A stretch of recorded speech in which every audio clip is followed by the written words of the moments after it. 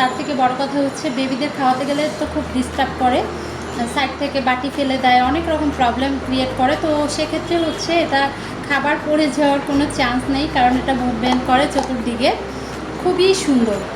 Hello, আসসালামু আলাইকুম। নিত্য প্রয়োজনীয় শপের ভাইয়াকে আমি বলেছিলাম যে আমার বাচ্চার জন্য যে খাবারের যে বাটিটা পাঠাবেন সেটা যদি পিওর অথেন্টিক হয়, যেটা অথেন্টিক বলতে যেটা ফুড গ্রেড প্লাস্টিক আর অরিজিনাল চায়না প্রোডাক্টে যদি হয় তাহলে আমি একটা রিভিউ দিব। তো এগুলো হচ্ছে একদম অরিজিনাল চায়নার।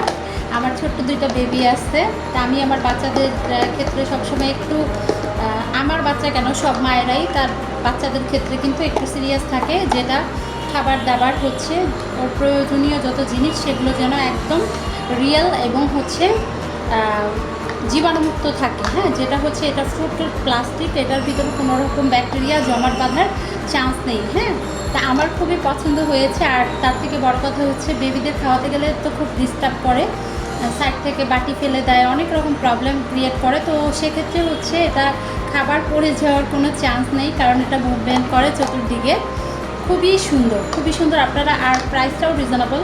আপনারা একটু নিত্য প্রয়োজনীয় শপে যারা কেনাকাটা করেন বলবো যে আসলে সত্যি ভাইয়া অনেক থ্যাংক ইউ রিয়েল প্রোডাক্ট দেওয়ার জন্য।